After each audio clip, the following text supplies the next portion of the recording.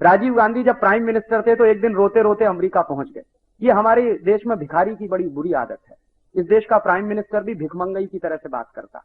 कटोरा लेके पहुंच गए रोनाल्ड रीगन के सामने कि हमको सुपर कंप्यूटर दे दीजिए। इनको बहुत समझाया था इस देश के साइंटिस्टों ने कि आप मत जाइए, बेइज्जती हो जाएगी आप, लेकिन माने नहीं, क्योंकि धुन थी कि हिंदुस्तान को 21वीं सेंचुरी में ले जाएंगे। जैसे उन्हीं के ले जाने पर जाएगा, ये देश अपने तरीके से जाने वाला नहीं था 21वीं सेंचुरी।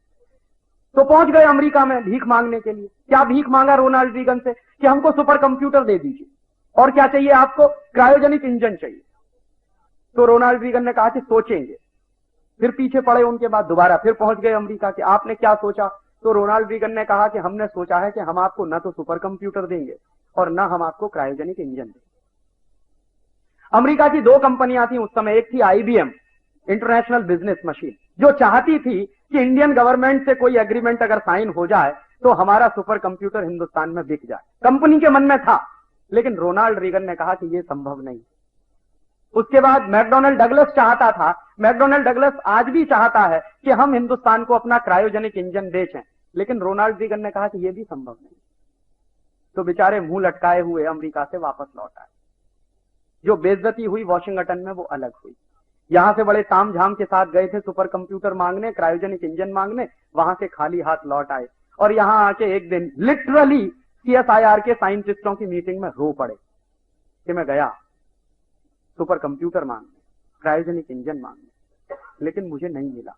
तो हमारे यहां उस समय डॉक्टर SK जोशी डायरेक्टर हुआ करते थे। मैं भी उस समय CSIR के एक रिसर्च प्रोजेक्ट में काम करता था। तो उन्होंने कहा कि हमने तो आपको पहले ही मना किया था कि अमेरिका कभी भी आपको कोई हाईटेक आइटम देने वाला नहीं है, आप क्यों गए थे अपनी बेइज्जती कराने। तो उन्होंने कहा आप कोई तो रास्ता निकालो। तो कुछ साइंटिस्टों ने उनको सुझाव दिया कि आप ऐसा करिए, रूस के साथ एग्रीमेंट कर लीजिए। रूस में एक एजेंसी है जिसका नाम है ग्लोब कॉस्मोस, उसके पास क्रायोजेनिक इंजन है, तो आपको क्रायोजेनिक इंजन शायद मिल जाएगा। तो रूस के साथ एग्रीमेंट साइन किया राजीव गांधी ने, और जैसे ही रूस के साथ एग्रीमेंट साइन हुआ और क्रायोजेनिक इंजन की डिलीवरी का टाइम आया तो अमेरिका ने फिर लंगड़ी मारी और रूस को ब्लैक लिस्टेड कर दिया। रूस बेचारा घबरा गया। तो रूस के प्रेसिडेंट साहब ने मना कर दिया कि अब हम भी आपको क्रायोजेनिक इंजन नहीं बेचेंगे। रूस ने मना कर दिया क्रायोजेनिक इंजन बेचने के लिए, अमेरिका ने पहले ही मना कर दिया क्रायोजेनिक इंजन बेचने के लिए। सुपर कंप्यूटर की बात तो ऐसे ही दफन हो गई। तो फिर क्या करना चाहिए।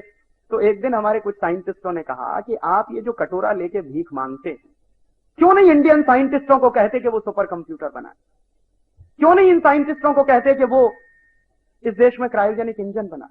तो उनको भरोसा ही नहीं था कि इंडियन साइंटिस्ट ये बना सकते। तो CSIR के लोगों ने उनको भरोसा दिलाया कि आप ये मत मानिए, इंडियन साइंटिस्ट उतने ही कॉम्पिटेंट हैं जितने अमेरिकन साइंटिस्ट हैं, बशर्ते कि उनको काम देने की जरूरत है और उनको प्रोटेक्शन देने की जरूरत है। तो डरते डरते उन्होंने CSIR को कहा कि ठीक है, अच्छा आप बना लीजिए भाई, अगर आपको लगता है तो CSIR का पूना में एक सिस्टर कंसर्न है CDAC, उनको दे दिया गया कि आप सुपर कंप्यूटर बनाइए। 3 साल में CDAC के वैज्ञानिकों ने रात दिन मेहनत करके हिंदुस्तान में सुपर कंप्यूटर बना दिया। और हिंदुस्तान में सबसे पहला सुपर कंप्यूटर बना परम, जो आज भी गर्व के साथ इस देश में चल रहा है।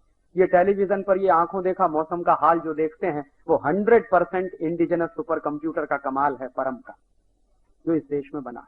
और आज सिर्फ परम नहीं है, अभी मैं उस दिन पूना जाके आया 14 तारीख को, फोन पे मैंने बात की है, तो परम से आगे के 3 नए सुपर कंप्यूटर उन्होंने तैयार करके रखे हुए हैं और अगले साल वो काम करने शुरू करने जा रहे हैं।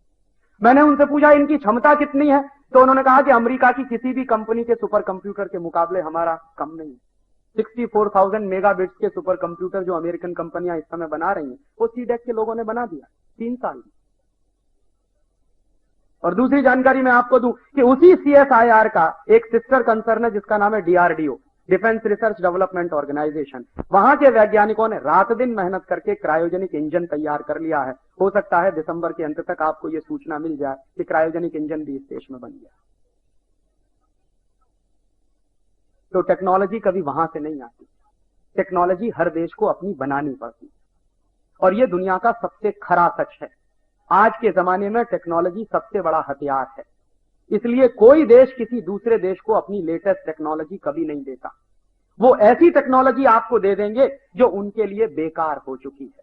तो हिंदुस्तान में कभी भी अमेरिका और यूरोप की कंपनियों ने कोई हाईटेक आइटम नहीं दिया है।